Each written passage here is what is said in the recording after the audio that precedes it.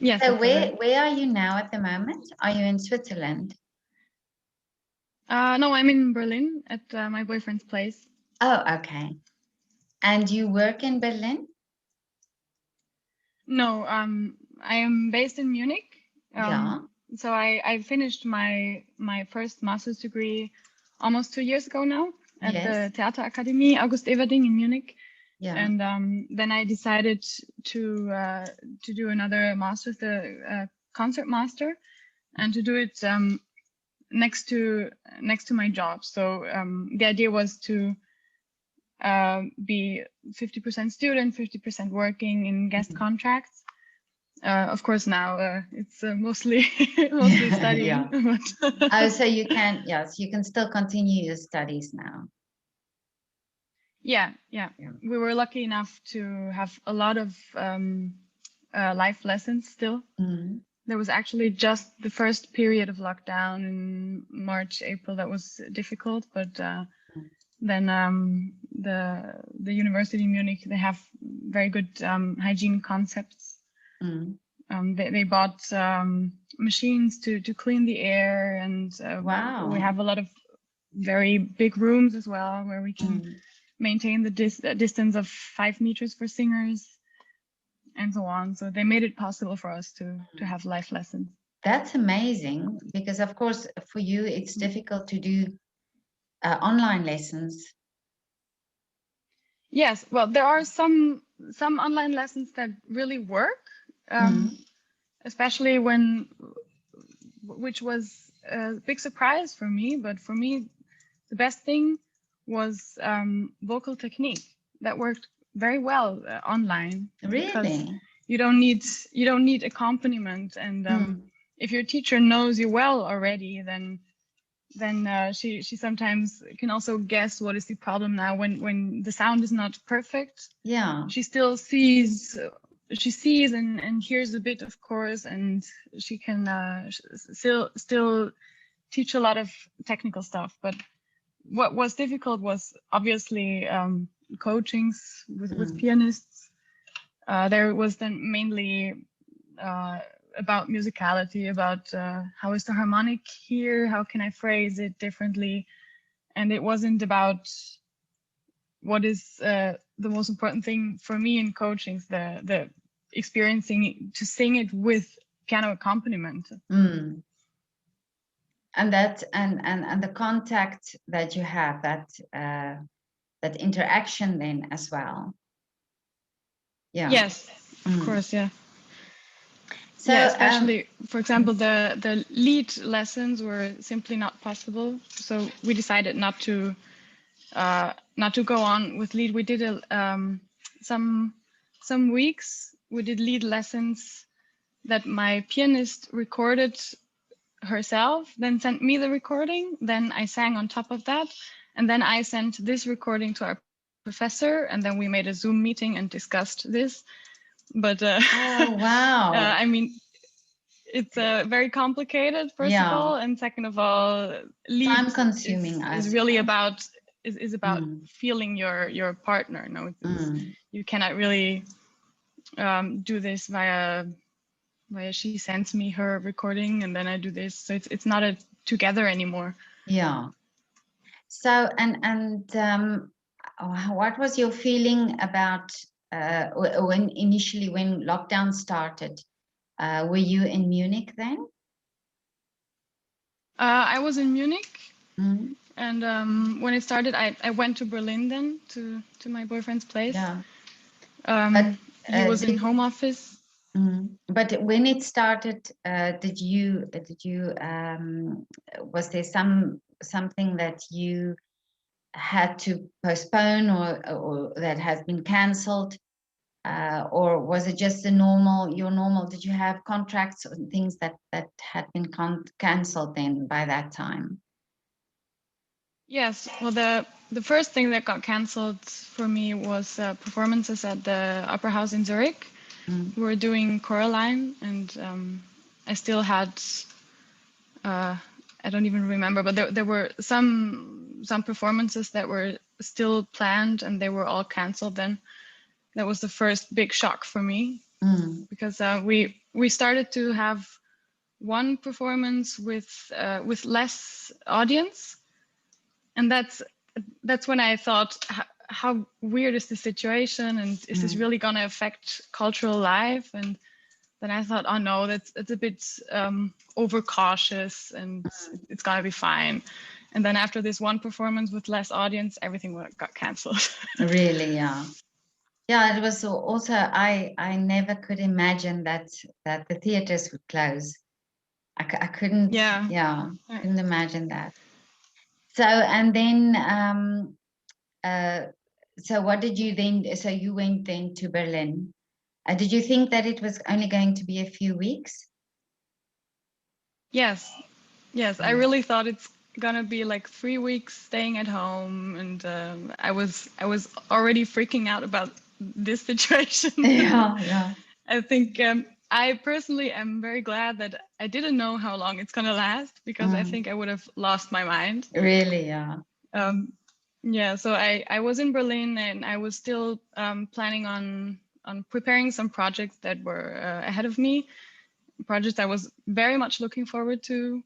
So I was studying like crazy, and learning new things and buying scores for this. And I thought, okay, that's maybe a possibility to prepare myself extra good for these things. And then more got canceled, and yeah. Did this? But I was, sorry. No, carry on. I was very lucky in that sense, because one of my biggest jobs I was looking forward to was a job at Stadttheater Augsburg, and but when the production got cancelled, they offered me to be in another production that was Il Viaggio a Reims, was the other production. They told me, well, it's just a very small role, and it's nothing compared to the other role, who was what was I supposed to sing there.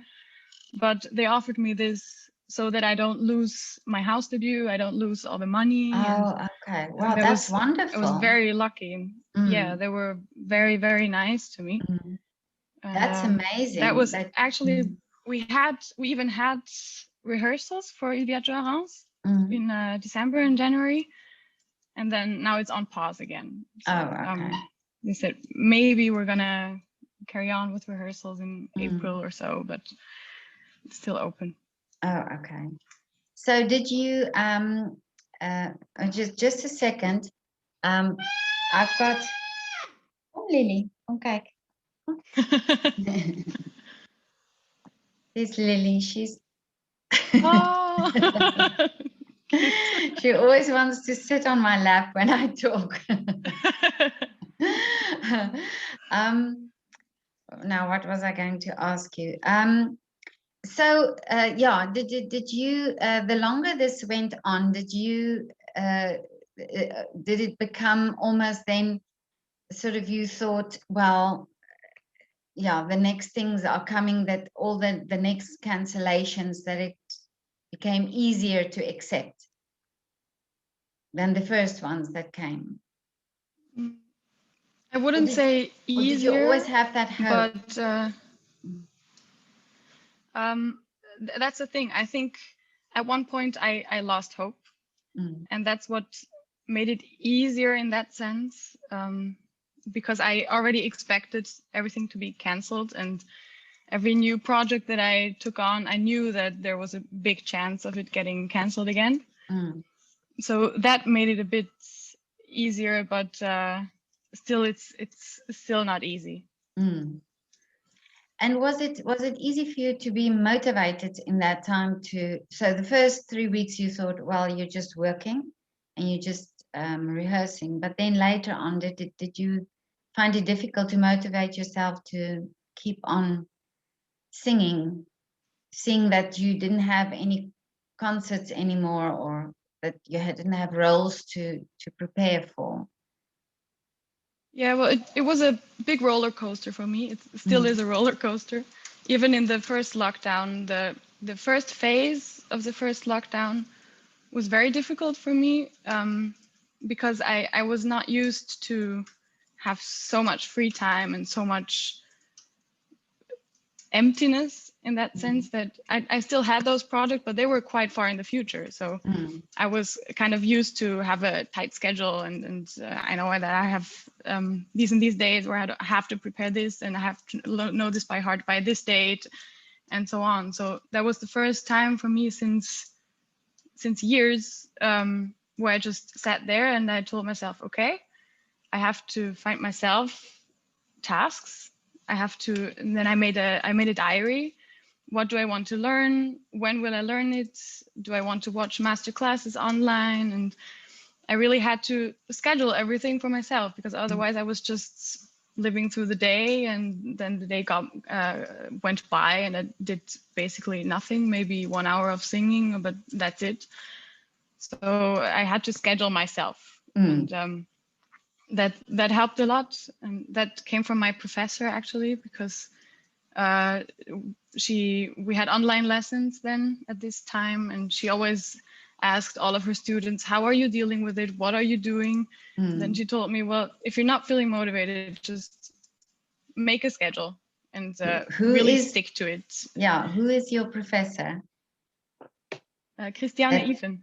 Oh, that she told you that. How wonderful that she was concerned about your well-being in that time. Yeah, she was a big help. And then it got better when spring, summertime was better. Also in summer, I did the Internationale Opernwerkstatt in Switzerland, which was at least we had the possibility to rehearse some different opera scenes and show it in front of a real audience. That was amazing for me to be on stage again. How did that feel? That moment, that first time back. Did it was great, really. Oh, really? It was ecstatic. It was so weird because we did a little tour through Switzerland. So we had, I think, 4 or 5 different performances. And the first one was the smallest one. It was in Sigriswil in Switzerland, so a tiny village with a tiny little church. And our performance was in that church. And it was really, really funny for me to experience this explosion of everybody, because we all were in the same position. We all were longing to be on stage. And then we went to the stage in Sigriswil, somewhere, you know, in a normal situation, probably most of us would have said, okay, let's see it as a dress rehearsal, and then tomorrow is going to be the first big performance. But we were all so hyped afterwards. We were all like feeling like we were just singing at the Scala. Oh, amazing. Yeah. So that is that feeling again of performing. Yeah. Oh, that's wonderful to hear. I mean, I hear many artists say that, you know, that they first time back, that they really feel this is a very emotional moment for them. Yeah, and it's the reason why we do this. Our profession has so many difficult aspects and so many aspects that aren't really really making us happy all the time. Where, you know, we have to fight a lot. We have to look out that we have enough money and so on. And the most beautiful moments are on stage. And now those moments are gone. And if you get one of these moments to be on stage, it's really it's mind-blowing. Yeah, then it makes it worth it, all the effort and the hard work. So yes, just tell me a little bit. Just tell me a little bit about. Sorry, yeah. I just wanted to finish the last question. You asked about motivation, and so after the summertime, I didn't really have motivational problems until December, more or less, because I knew that December is going to be the start of this production in Augsburg with Ilvia Torrance, and I always thought, okay, December is going to be the new starting point where things go up again. And then we started rehearsing, and first of all, it was very difficult with all the hygiene measures. I wasn't allowed to really get to know the people because during rehearsal breaks we were only allowed to be in our little wardrobe. Yeah. So I only got to know this one singer properly, who was sharing the wardrobe with me. Mm. We had to sing with a mask and with gloves, and the stage director was still in Italy because of quarantine measures, so we had rehearsals via Zoom. Mm. And then I started realizing, okay, maybe this is all not going to be over soon. And then we were getting more and more held back by reality, basically, because politics were talking again about lockdowns again, and then in January we didn't. It wasn't forbidden for us to keep rehearsing, but the theater decided then to stop. Oh, okay. Because I think they thought it was how do you say, they wanted to just help reduce the contamination. Oh, I see. Okay, yeah. Didn't feel it was necessary for us to come together and rehearse every day. And so it was but the singing with the mask, of the theater. Yeah, the singing with the mask is that must have been very uncomfortable, because you can not open your mouth very wide. Yes, you can, because Augsburg is very special in that sense. They created these singers' masks, and it looks like a how do you say this in English? Like a Maulkorb for dogs. Oh yeah, yeah. It's huge. Yeah. It's huge, and you can really open the jaw as far as you want. Wow. Yeah. And the sound is quite good as well. Mm-hmm. So it was way better than with any other mask, but still you have the problem of breathing and everything, obviously. And you cannot see the mimics of the people. And oh yeah, of course. That's very interesting. I spoke to somebody before who told me this thing about the masks, that it's restrictive, the normal mask, if you have to open your mouth. Yeah. Yeah. So, and you never think, when you don't sing, you never think about that, that it's that's the hindrance. Also the sound that comes out. Yeah. Yes, yeah. And also when you breathe in deeply with normal mask, they just go into your mouth. Oh yeah. So, and with this it was very stable. But just to go a little bit back, when did you start with music as a child? What age? When I was 4 years old. Really? What did you play? What instrument did you play? Well, when I was 4, my mother founded a singing school. Oh, singing already. Yes, she's a concert singer. And when I was 4, the mother of a friend of mine told my mother, I have 3 children. If you found a music school, I give them to you, like as an experiment. So she thought, okay, I have nothing to lose. I'm just gonna try.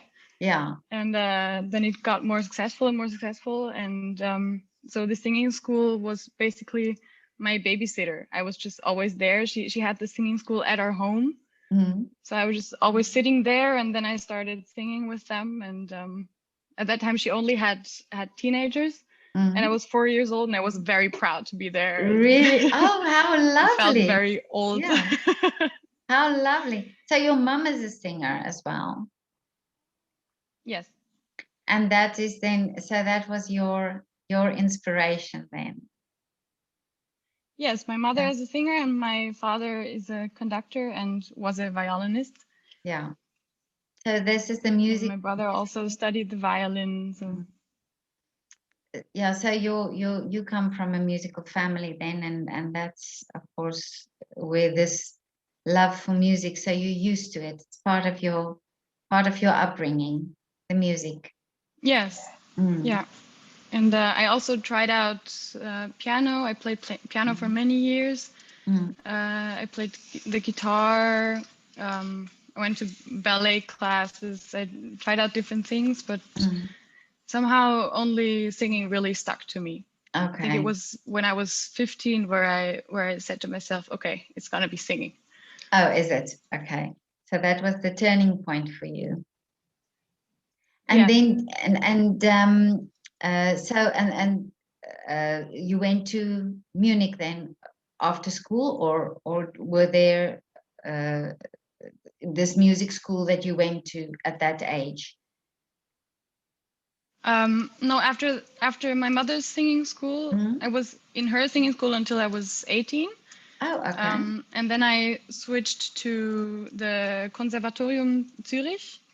So it's like a pre-college.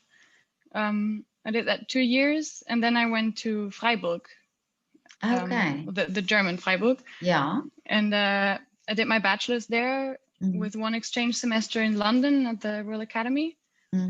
And then I came to Munich in 2017, so for my first master's then for the Theater Academy.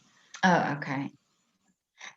Tell me also, in this time of lockdown, did you, because it was then also a long time, and as you say, many free hours, did you start a hobby or something that you normally didn't have time for?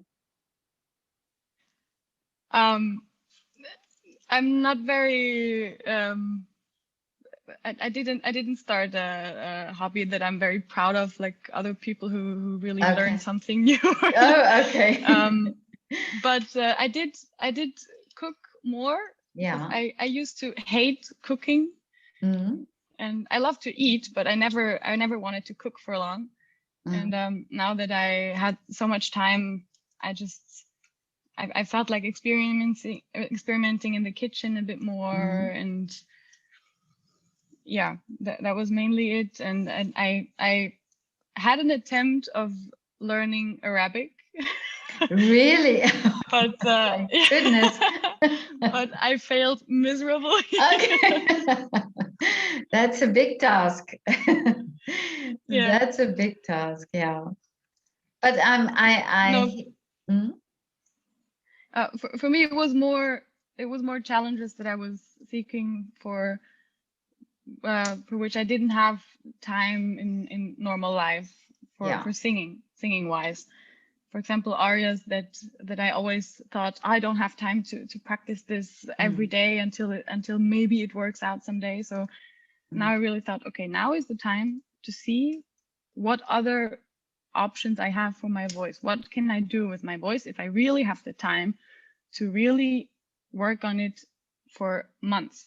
And that was very interesting for me. Yeah, that's very that's also something that I hear quite often, that musicians do different repertoire that they normally don't do and normally don't have time for. And in a sense, I wonder if even though we say it's lockdown, if it does give you a bit more freedom in that sense, as an artist, to experiment more, as like you say, to see what your voice is capable of. So maybe in because you don't have any risks basically, because even though if you try out an aria from a different Fach, if you feel uncomfortable with the voice afterwards, you have time to recover. You don't have to sing on stage the next day or even the next week, so you can really experiment and be more courageous than maybe in times where you have to be careful that you're always ready to go on stage. Yeah. And is it also then, as you say, more relaxed and more enjoyable to try then? Well, for me, it's not really more enjoyable. It's just it's more about making the best out of this situation. Okay. Because more enjoyable for me is just really making music with other people, with experiencing this live situation, feeling the audience, and or even just with my lead pianist being in one room and just feeling each other, connecting to each other through music. That's a different story. I mean, this learning your repertoire alone in your home is good and is challenging and is interesting, but it doesn't replace what our job is all about. Yeah. Do you feel,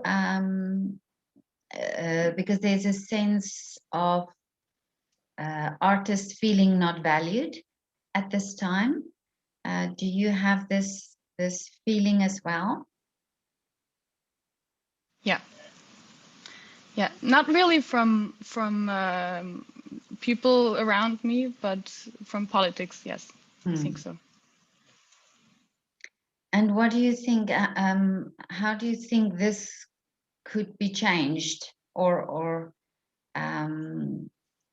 do you think it's only the politicians, not necessarily the audiences?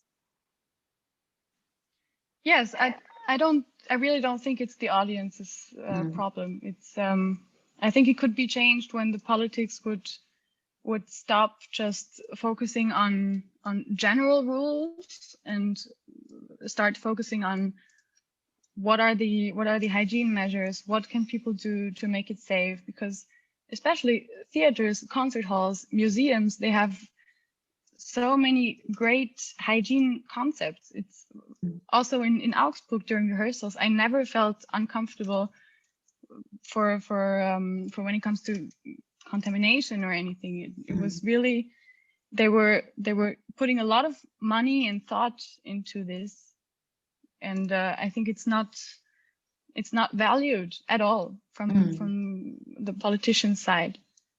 And also there are no cases that they can really trace back on performances or anything. Yeah. So but I also feel from an audience point of view, I mean, when I visit the Staatsoper here, as an audience member, people are not inclined to overcrowd. You know, people have a sort of a normal distance in during the normal times. People didn't overcrowd. So in this sense, when people are more cautious and more aware, that they wouldn't necessarily overcrowd anyway. But I'm thinking, thinking a lot about now that I've met so many artists and that I've listened to what they say, not necessarily about this situation, but like this the fact that you say that, you know, you go through many things to become an artist and to become the singer, and it's the performance that's this reward almost for everything you've gone through. And I wonder if it's maybe a good idea to rethink the fact that schools should make music more compulsory, that children should learn to play instruments or to dance or you know, any form of art. That would also make people more aware of what it is to be an artist, and then that would bring a new appreciation for art and a new appreciation for artists. Maybe yes, but I think maybe it's not mainly about people knowing how it is to make music, but people not knowing how the business works. And that's a thing that's only slowly starting to change now, because I mean, it was just normal until just a few years ago, I guess, that you just don't talk about the business. You don't talk about what you get paid for. You don't talk about when there's sexual harassment. You don't want to ruin your reputation. You want to just be quiet and get as many jobs as you possibly can to secure a good future. And yeah, only now with the latest things like what was it in Austria? What was it called? This initiative, Art but Fair. Mm. I think that started in Austria, where people start to speak up and start to talk about things that you should talk about. Also about salaries. I never understood why I'm not allowed to talk about my salary.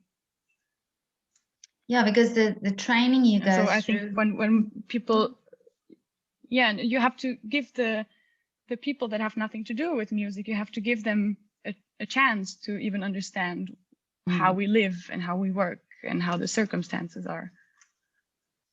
I totally agree with you. It's that insight into that industry that is very important.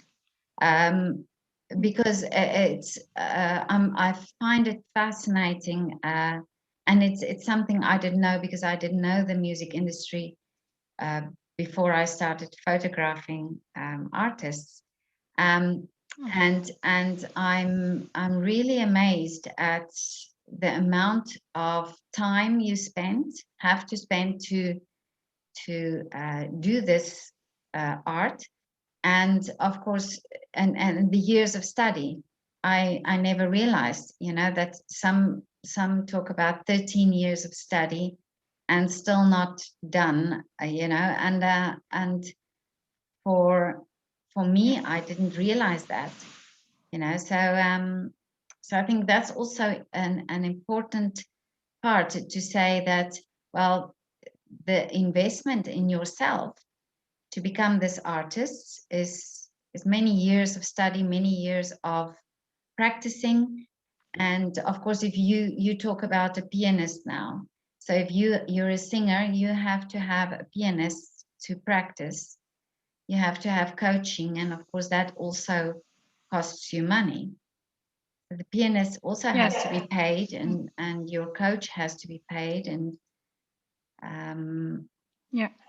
And I mean, we are in Germany and also in Austria, I think, yeah, we're very lucky that we can study for free. This is not normality everywhere. I mean, and if you go study medicine or law or something, then you know that if you take a loan, you're probably going to be able to pay it off one day. But if you study music, you don't really know how much money you're going to earn, how much success you will have. And it could be that if you study in England or America, that you just, after studying, you live to pay off your debts.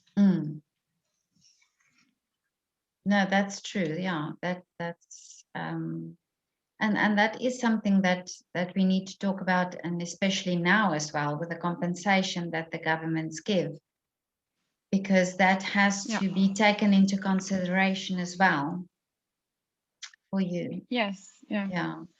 Yes. Also, the money you get for this Corona time is nowhere near being able to live from it. I mean, it's a nice help, but it's not really compensating a real salary. Yeah, and of course, when you freelance, then all the concerts that has been cancelled for you for the future, that also needs to be taken into consideration. Yes. Yeah. Yeah, that's a very valid point that you have there, and this is why I'm doing this, is so that we speak about this and make people aware of it. I think that's very important, especially in this time.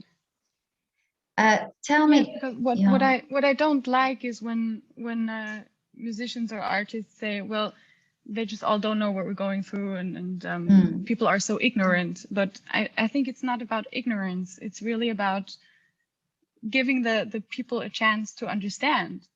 Yeah. And maybe, I don't know, maybe politicians also don't understand because they don't have enough insight. I don't know this well enough, but it could be a possibility. Yeah, I can totally understand that. I can totally I mean, from my point of view, from when I started photographing musicians, I photograph dancers and everybody, but mostly musicians. For me, talking to them and hearing their stories also gave me an insight. So I had to photograph more than 400 artists to understand this, you know. So I can totally see why politicians cannot know this, because they are not part of this industry, and they have no, you know, and I keep saying this this idea that you go to a concert and you see an artist, you know, in a concert dress and on the stage and everything is shining. It gives you that perception that it's fine, you know, that it's wonderful, that you're living this wonderful life.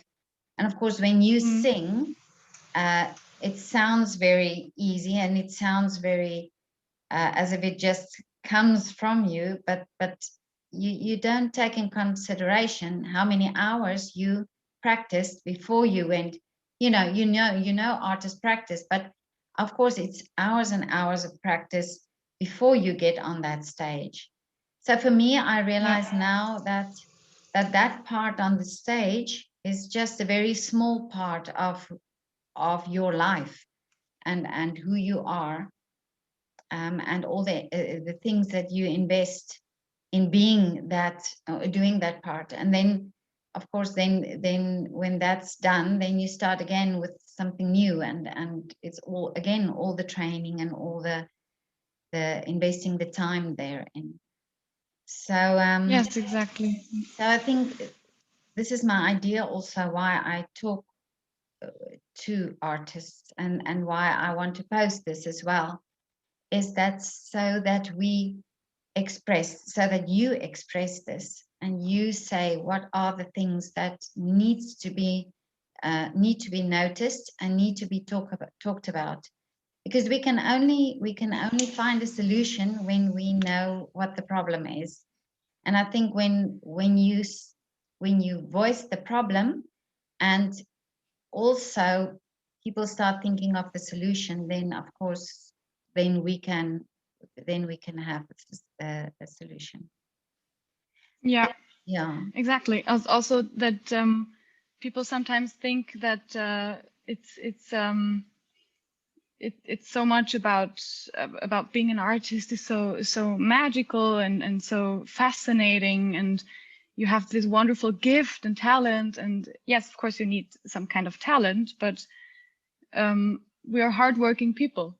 We work every day for years, and that's why I often say to my friends who have nothing to do with music, I often tell them it's not so magical, it's just hard work. And we need to find some way of getting that recognition that we are hardworking people with an actual degree, and we're not just magical artists that just grew up to be what we are. Yeah, that's exactly. I see that exactly like that. You know, that it is not that magical. It's magical when it's on stage and you make it magical, but then there's this part before that. Yeah. But but how would you like to see things after lockdown? What is your wish? My wish, my main wish is that theaters and other institutions are not forced to lower our salaries, because I'm very afraid of price dumping, that we're just forced to work for even less than we already did. This is my biggest wish. Maybe that they will get some financial help from the state after Corona, so that we can go on normally with normal salaries. And yes, I just wish that that people realize how important art is for our psychological state. And Yeah. I think most people understood that now. Yeah.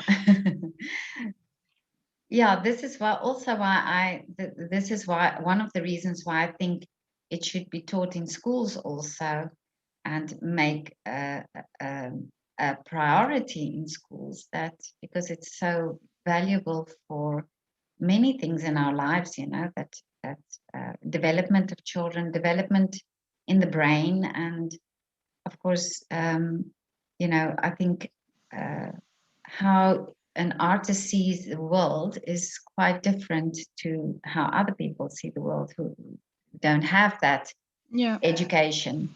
And I just think what an advantage we would give children, not to just teach them sciences and maths, but that we also teach them music and dance and art, and, you know, painting. Yes. And create Yes, and be because creative. Yeah. I mean, we don't have to expect that little children are suddenly amazed to go into the opera house or No. read Goethe or whatever. But No. it's about that they have heard of it already. They know it already, and then later in life, when they start, when they are being able to appreciate such things, they have the knowledge they need um, to start enjoying it. Yeah. And I think it's also this, when you learn to say, for instance, play an instrument, that discipline that's involved in that, and the perseverance and the self-motivation, it's lovely skills to have, and it's lovely skills that children could have for, as you say, they don't necessarily have to become musicians or artists. They can go on to be, you know, anything, a lawyer, and but those skills they will take with them in life, but they will then also become the new audiences who can appreciate, because they know, because they've heard it before, and it's in the subconscious mind, and it's known to them. And then also that generation will also be the new politicians that would then value what artists do, because they would have that education then as well. So I think it's a long, you know, it's a long process, but I think it's something that we have to think about and to talk about, and maybe to just plant a seed and say, wouldn't that be a great idea, or a great advantage for children to have that. And of course, many teachers who teach music also can install this passion and this, like your teacher, you know, she doesn't, your professor doesn't only teach you music, but also she motivated you. And I hear that also from many musicians, how they value their professors, and they talk with such you know, great, they have such great compliments always about their professors. And that's something that's wonderful, to think that your teacher is such a value for you. And yes, especially for singers, I think voice teachers are always as well your psychologists, because singing is so much about your own psyche, how you feel, because your instrument is inside of you. So if you're not feeling well, you hear it in the voice. Yeah, so you really need a good amount of people around you that know how to give you feedback that you can really work on. Yeah. And people you can trust. and people who also realize that maybe there's something bigger going on and I shouldn't push her right now, or the opposite, now is the time that I have to push her. And it's you have to be very lucky to find those people. Mm. So just one more thing, what is your feeling about our musicians that now do little concerts online and just playing music from their living rooms? I mean, it's a beautiful idea to share this, but I don't think they should do it for free. Okay. Because I think the problem with this is that it gives the people the impression that this is something that we love so much that we even do it for free. And yes, we do, because we do love it so much that we do it for free. Yeah. But we still have to make a living from it. And now we're in a situation where we cannot make a living of it. And just doing those free concerts online without even giving the audience the possibility of donating something, then it shows, in my opinion, a wrong image that everything's okay and we don't need money for this and we're just doing it out of charity, when it's the other way around. The whole music industry needs charity right now. Okay, yeah, that's a good point. Very good point. But thank you so much for all your lovely insight and talking to me. It was very nice to meet you. And it was so nice to meet you. And whenever you're in Vienna, then please write and we go for a lovely coffee and meet in person, not over Zoom. Yes, the same goes for you when you're in Munich. Oh, thank you so much. So have a lovely afternoon. Or a lovely evening. Lovely evening. Thank you. Okay. Thank you. Bye. Bye. Bye.